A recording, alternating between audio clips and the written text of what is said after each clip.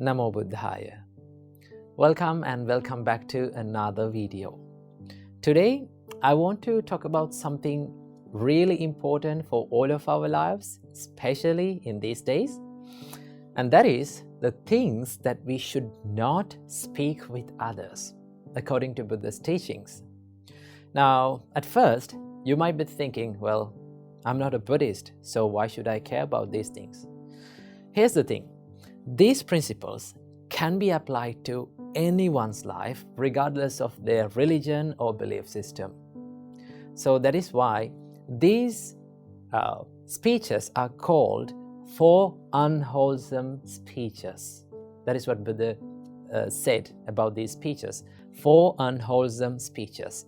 So without any further ado, let's dive in. First of all, we have lying. Now Buddha said, stay away from lying. Now I know we all have said white lies here and there in all of our lives, right?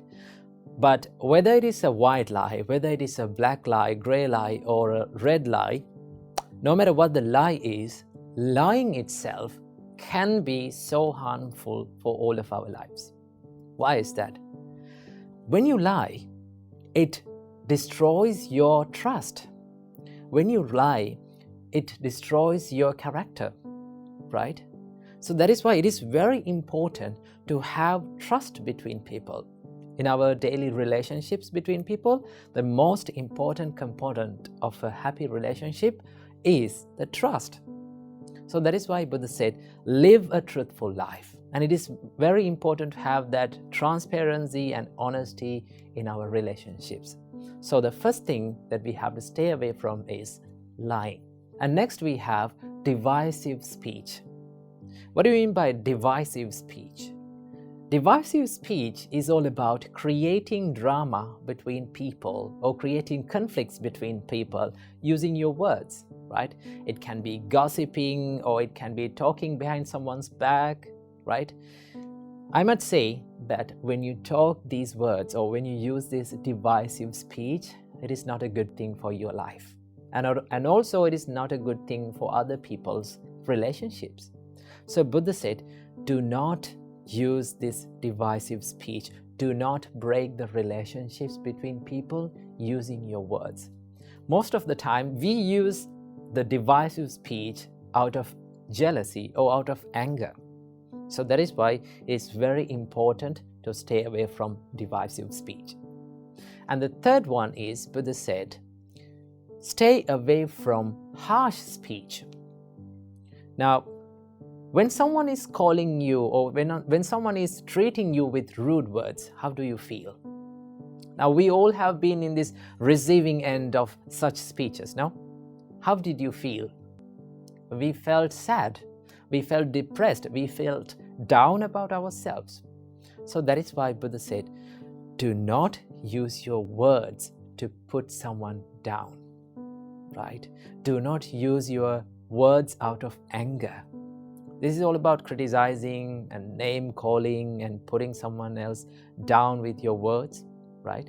So Buddha said, stay away from harsh speech.